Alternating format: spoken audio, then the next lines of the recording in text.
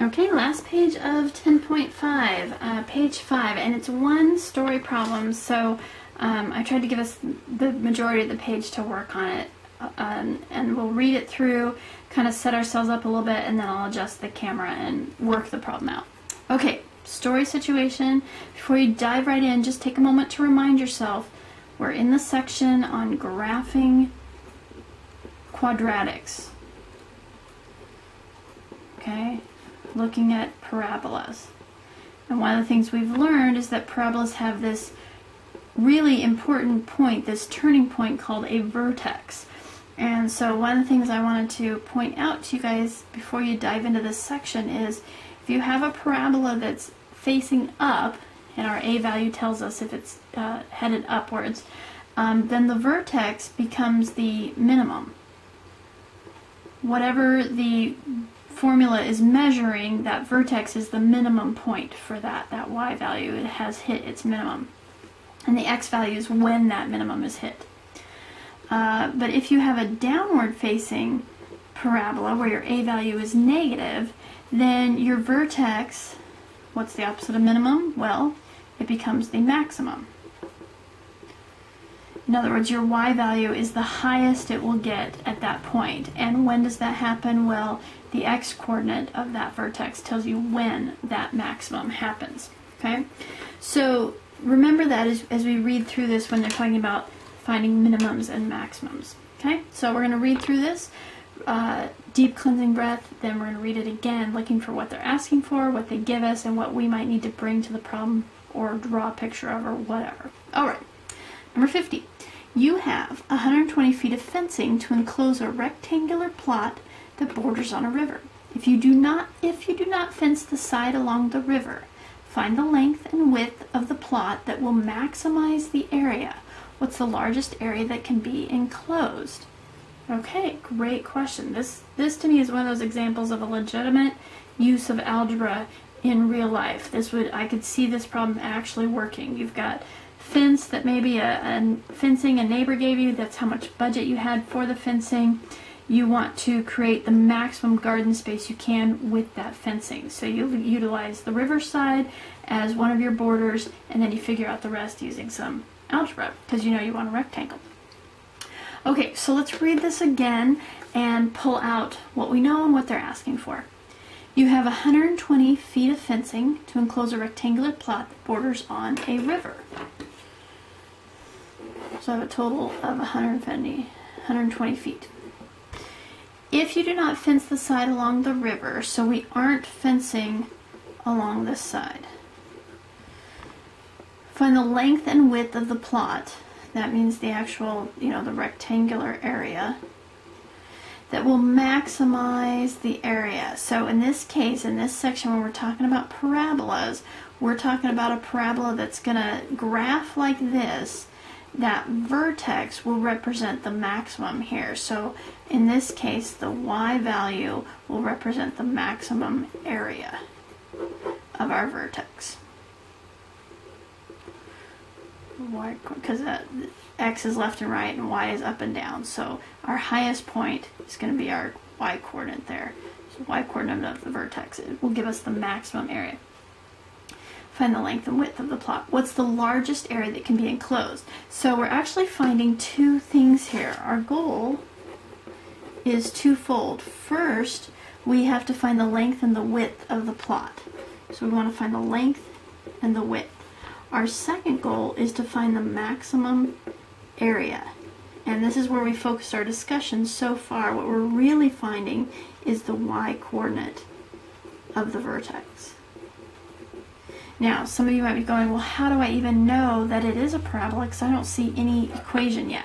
Remember, I pick the examples strategically to give you kind of a heads up of how you can attack the homework. And we're in the section on graphing quadratics. So you can expect that the equation that you do end up setting up will end up having an x squared piece to it, and you will have a quadratic that then has the vertex, which can act as the maximum that we're trying to find. Okay, so those are our goals here. Now they've got a beautiful little picture, but sometimes it just helps to redraw it for yourself to really understand what's going on. So I've got just going to redraw it so I can really see it as a rectangle here. Here's all my fencing, and I've got 2 widths and a length. I'm not going to fence along the blue here. I have 120 feet total. The length and width of the plot that will maximize the area. So what's the largest area that can be enclosed? Okay, so I've got kind of a picture here. I'm going to go ahead and adjust the camera down to where we can still kind of see the picture a little bit,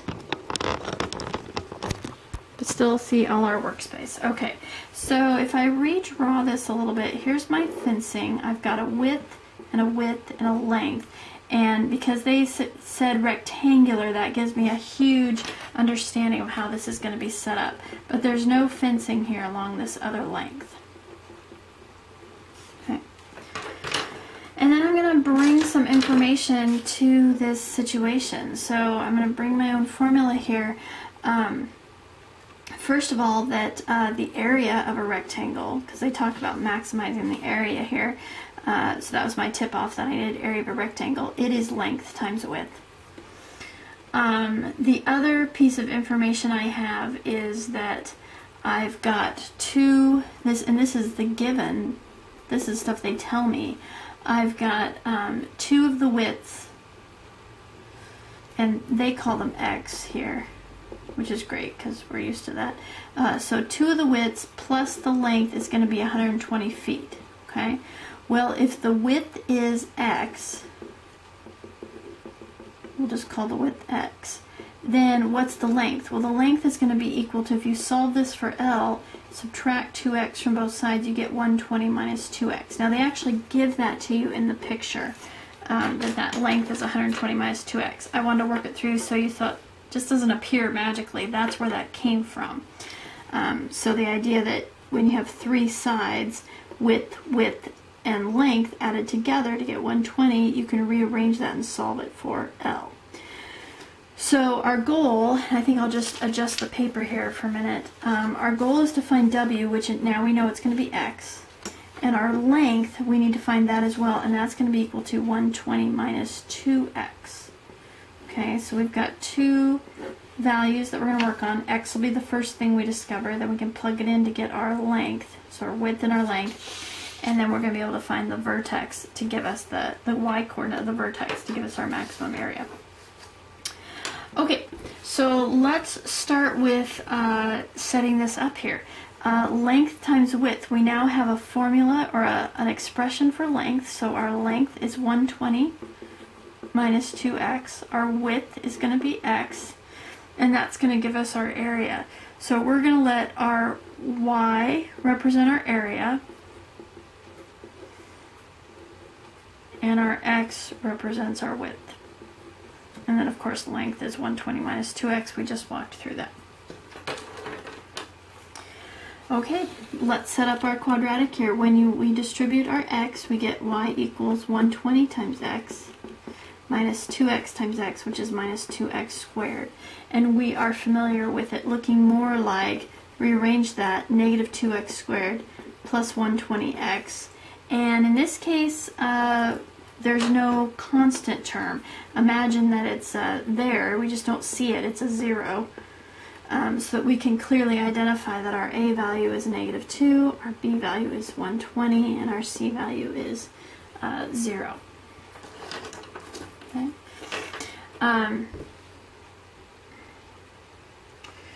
Now, in terms of our solving,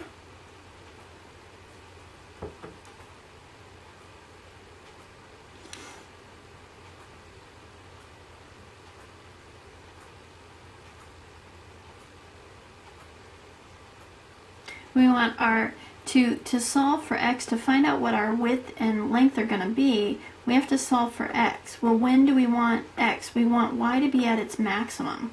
So we want y to be at its maximum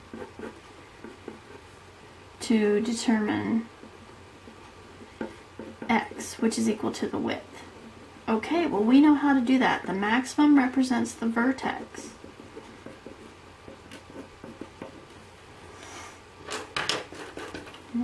So we know how to find the vertex, but to find the y-coordinate of the vertex, we need first the x-coordinate. So negative b over 2a will give us the x-coordinate, so negative b over 2 times a. B is 120, a is negative 2. That gives us negative 120 over negative 4. That gives us a positive 30. So we've come up with our x-coordinate. In fact, our width, I'm going to pull the paper down here so we can fill in our x-coordinate is 30. We now know the length, 120 minus 2 times 30, which is 120 minus 60, which is going to be 60. So our width is 30 feet, our length is 60 feet. And from there, you could come up with the area. 30 times 60, because length times width. But let's just finish it out here. We can expect it to be 1800 based on 1800 square feet based on length times width. But let's go ahead and figure out the vertex just to play along and to just confirm that the algebra truly makes sense with the real life situation here. So if 30 is our x-coordinate, we then take that and plug that back in, and it would be 120. Well, we can plug it in right here. So y equals negative 2 times 30 squared plus 120 times 30 plus the 0 there. So we're taking our 30, plugging that in. So negative 2 times 900. Trying to make sure I stay in the camera view here. Plus 120 times 30 is 3600. Negative 1800 plus 3600, it is positive 1800. And that's what we expected, because once we knew the length and the width, we could come up with the maximum area. We were just using our knowledge of vertex to make sure that that lined up with what we knew algebraically, measurement-wise. Okay? So don't overcomplicate these, but do kind of look at it from the perspective of parabolas and vertex and all those things. So just to give you kind of a full picture of what that is. All right. And of course, bring any questions you have to class. Love to talk through these more, especially if they stump you.